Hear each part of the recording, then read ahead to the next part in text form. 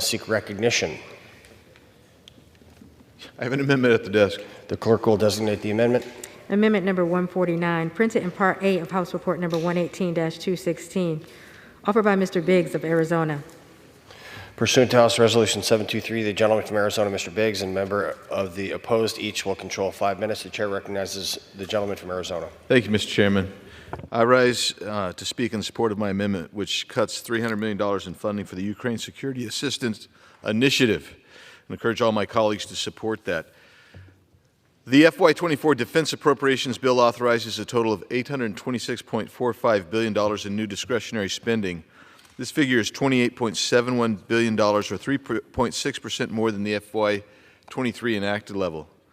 Currently, in the United States, the U.S. has committed over $113 billion in military, economic, and humanitarian assistance to protect Ukraine's border, but we can't fund our own border to protect our citizens from the fentanyl pouring across our southern border that's killing over 290 Americans daily, and the trafficking that the Mexican cartels are engaging in. So,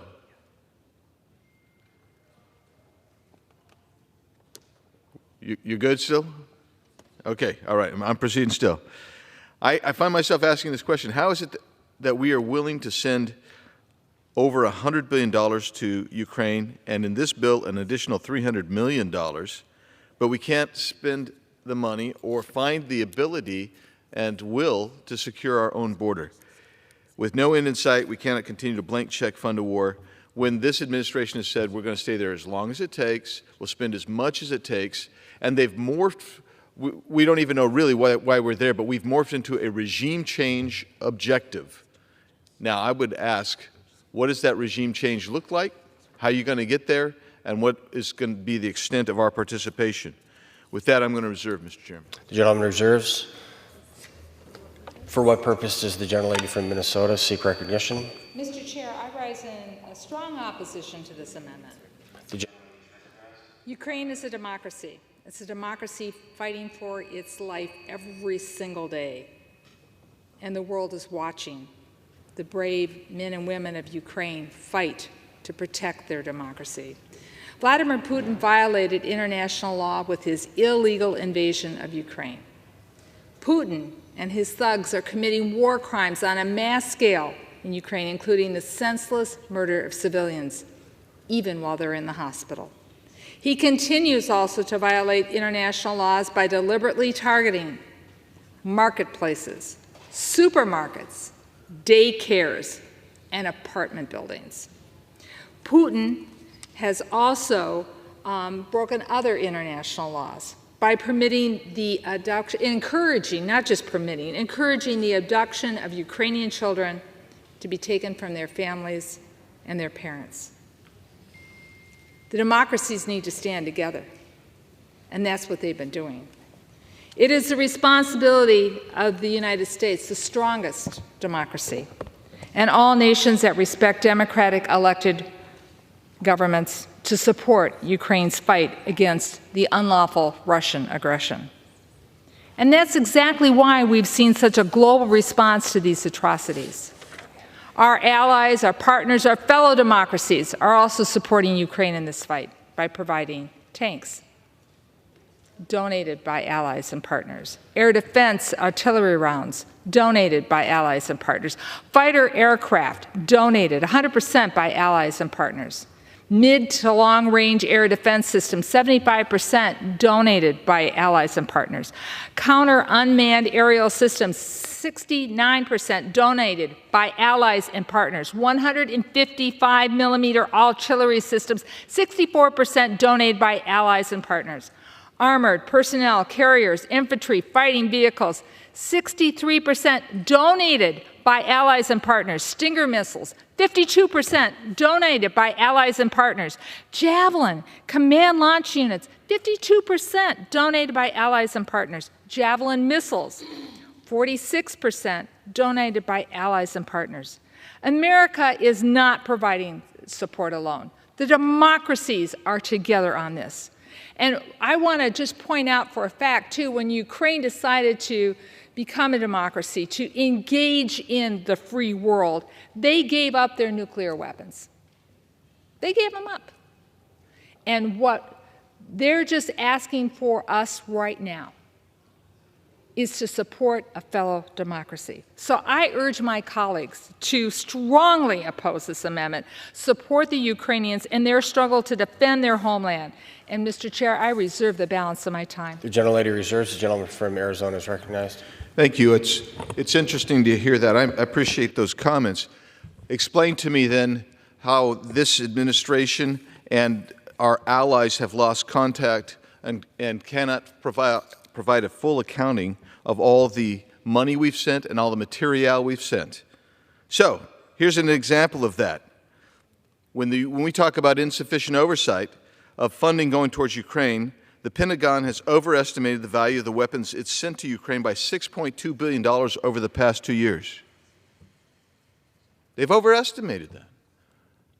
How have Central African nations reported that U.S. material has been found in the hands of warlords in their areas, in their own countries, rebellious warlords fighting them with U.S. material?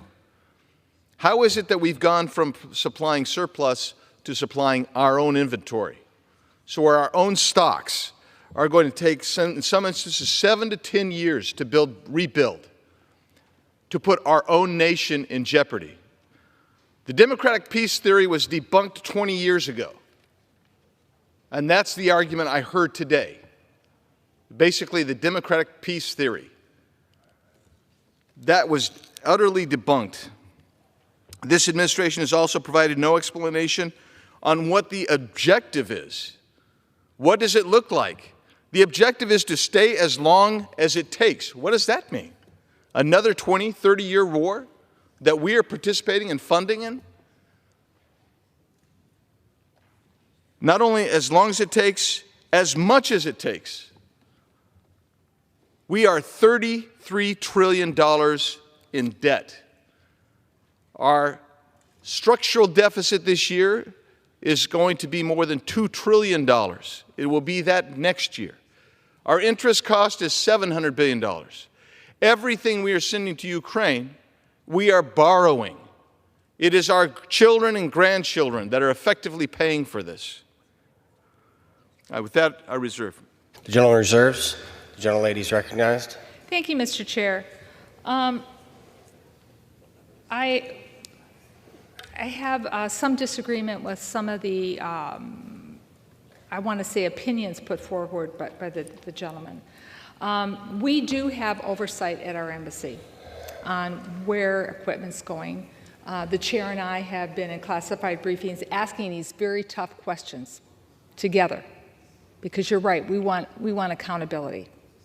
And as we saw the president of Ukraine, just when he didn't think he was getting the accountability he deserved from his military leaders and people in his government, he very publicly removed him and said, nope, this is not acceptable to me. So the oversight is taking place, and our allies are also doing oversight.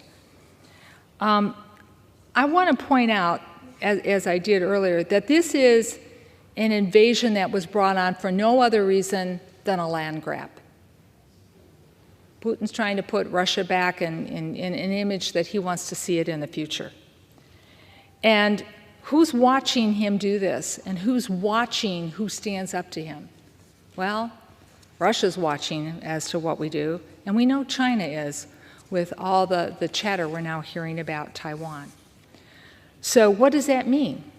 That means that democracies have to stand together to support another democracy.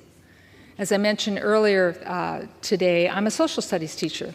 Take out a map of geography and take a look at the emerging democracies in the area who feel under threat from Russia. Take a look at our allies that have suffered through World War II with aggression from Germany. And the democracies, Germany included, have learned from that lesson. We cannot be silent. We have to be there for each other. I also want to point out that The money that is being put forward, again, is for equipment and a training, and we're doing that with NATO. We're doing that together. So, as I said, I feel very passionately about supporting Ukraine, and I thank you. The gentlelady yields back. The gentleman from Arizona is recognized. I yield 30 seconds to a great American, Mr. Crane. Thank you. I rise in support of my colleague's amendment.